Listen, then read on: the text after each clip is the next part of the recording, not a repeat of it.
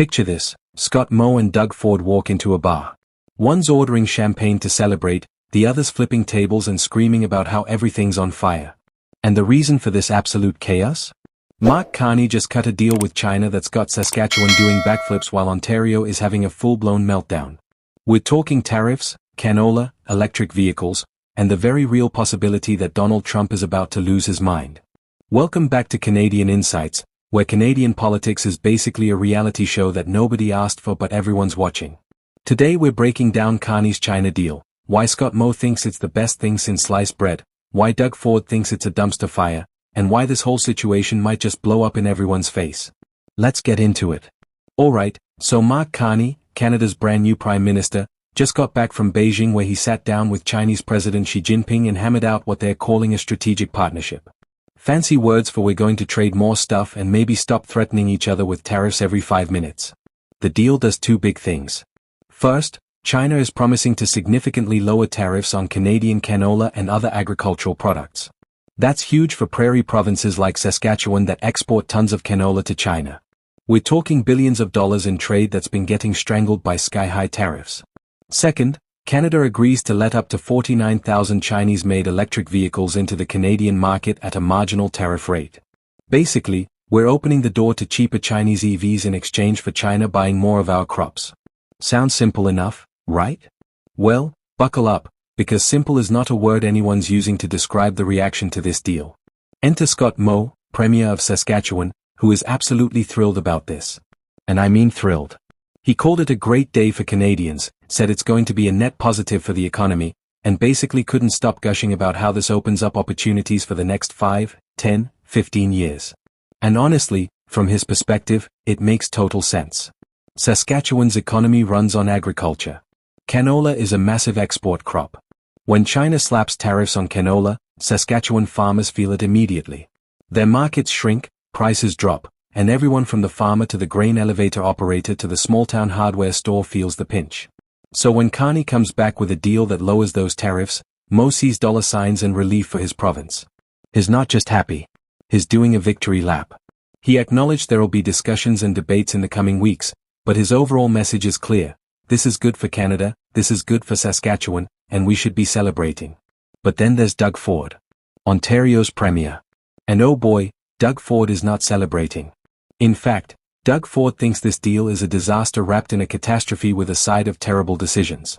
He called it a terrible, miscalculated decision by the Prime Minister. He said it wasn't thought out properly, wasn't consulted, and was a knee-jerk reaction. Ford's concern isn't about canola. Ontario doesn't grow much canola. Ford's concern is about cars. Specifically, the auto industry that employs hundreds of thousands of people in Ontario and is deeply integrated with the American auto sector. And here's where things get spicy. By allowing Chinese EVs into Canada at lower tariff rates than what we charge on American vehicles, Ford thinks we just handed the United States a massive reason to be furious with us. And when the United States gets furious, especially under Donald Trump, bad things happen. Ford's argument goes like this. The auto industry in North America is basically one big interconnected supply chain. Parts cross borders multiple times during manufacturing. A car assembled in Ontario might have parts from Michigan, Mexico, and half a dozen other places. It's a system built on integration and trust. Now, if Canada becomes a backdoor for cheap Chinese EVs to flood the North American market, the Americans are going to freak out. Trump has already made it clear he sees China as an economic enemy. His trade representative Jamieson Greer called this deal problematic, which in diplomat speak means we are not happy. Ford is worried that Trump is going to retaliate, slap tariffs on Canadian auto exports, and basically blow up the entire industry just to punish Canada for getting cozy with China. And if that happens, Ontario is the province that suffers the most. So yeah, Ford is not popping champagne. He's sounding the alarm bells and demanding to know what the heck Carney was thinking. Now let's talk about the American reaction because it's deliciously messy. Trump himself said the deal was okay. Just okay. Not great, not terrible, just okay. Which coming from Trump is basically the equivalent of a shrug. But his top trade guy, Jamieson Greer, was way less chill. He called it problematic. That's a red flag. Greer is the guy responsible for negotiating trade deals and protecting American economic interests, and if he thinks this is problematic, it means the White House is already looking at ways to respond. And Trump's response to things he doesn't like usually involves tariffs, threats, and a lot of very loud tweets. Canada just gave him a reason to pay attention, and historically, when Trump pays attention to Canada, it doesn't end well for us. Remember the dairy tariffs? The steel and aluminum mess? Yeah, fun times. Ford is betting that this China deal is going to trigger round 2 of that nightmare, and he wants no part of it. But here's the thing. Carney isn't an idiot. He knows what he's doing. This deal didn't happen in a vacuum. Carney went to Beijing because Canada's trade relationship with China has been a disaster for years. We've had hostages, tariffs, bans on Canadian products, and a general sense that China was punishing us for arresting Huawei's CFO back in the day.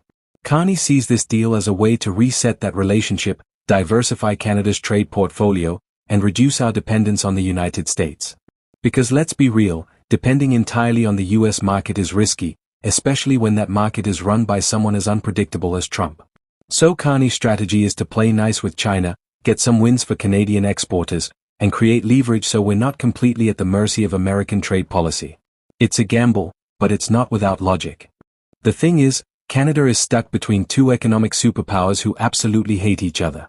The US and China are locked in a long-term competition for global dominance, and every country in between is being forced to pick a side. Carney is trying to walk a tightrope, maintaining good relations with both while maximizing Canada's economic interests. It's an impossible position. If we side too much with the US, we lose access to Chinese markets. If we side too much with China, we risk alienating our biggest trading partner and closest ally. This deal is Carney's attempt to thread that needle. Get concessions from China that help Canadian farmers, allow some Chinese products in but not enough to flood the market, and hope the Americans don't lose their minds. Spoiler alert, the Americans might lose their minds anyway. The provincial split on this is absolutely fascinating. Saskatchewan and the Prairie provinces love it because it helps agriculture. Ontario hates it because it threatens manufacturing. Alberta is probably somewhere in the middle, appreciating the trade diversification but worried about American backlash. Quebec is likely analyzing how it affects their industries. And BC is just happy anytime someone talks about trade with Asia. This is Canadian federalism in action. What's good for one region can be bad for another, and the federal government has to somehow balance all those competing interests. Carney made a call that benefits the prairies and might hurt Ontario. Moe is thrilled. Ford is furious. And both of them have legitimate points. Let's talk about those Chinese EVs for a second because this is where things get really interesting. Canada committed to allowing up to 49,000 Chinese-made electric vehicles at marginal tariff rates. That's not a small number. Chinese EV manufacturers like BYD are cranking out cars that are way cheaper than anything made in North America. If those cars start flooding the Canadian market, it's going to undercut domestic manufacturers and potentially kill jobs in Ontario's auto sector. But here's the flip side. Canadian consumers might love it.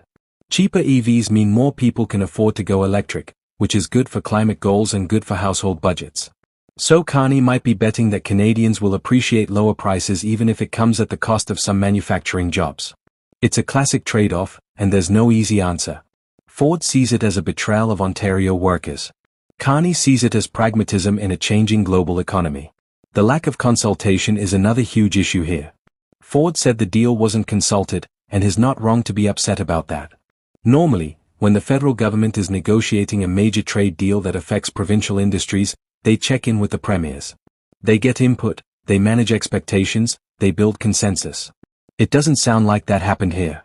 Carney went to Beijing, cut the deal, and announced it without giving Ford or other premiers a heads up. That's a recipe for anger, and it's why Ford is calling this a knee-jerk reaction. He feels blindsided, and is making sure everyone knows it. Whether Carney did this intentionally to avoid pushback or whether it was just poor communication, the result is the same. Provincial unity is cracking, and the premiers are at each other's throats. So where does this leave us? Canada just signed a trade deal with China that lowers tariffs on agriculture and opens the door to Chinese EVs. Saskatchewan is celebrating. Ontario is panicking. The Americans are sending mixed signals but leaning toward annoyed. And Mark Carney is betting that this gamble pays off in the long run by diversifying trade and reducing dependence on the United States. It's bold. It's risky. And it's absolutely going to dominate Canadian political conversation for weeks. Moe thinks this is a great day for Canadians. Ford thinks it's a disaster. And the truth is probably somewhere in the middle, depending on which province you live in and which industry you work in. Alright, let's bring this home. Mark Carney's China deal has split Canadian premiers right down the middle. Scott Moe is thrilled because it helps Saskatchewan farmers. Doug Ford is furious because it threatens Ontario's auto industry. The Americans are skeptical, and this whole thing could blow up into a trade war if Trump decides he's had enough. This is Canadian politics at its messiest, and we're here for all of it. If you want to stay on top of every twist and turn, subscribe to Canadian Insights. We're dropping multiple videos a day breaking down the chaos so you don't have to. Hit that like button, drop a comment, and tell me whose side you're on. Is Carney a genius playing the long game, or did he just hand Trump a reason to wreck us? Let's talk about it. Thanks for watching, and I'll catch you in the next one. Stay informed, stay sharp, and never trust a politician who says everything's going to be fine.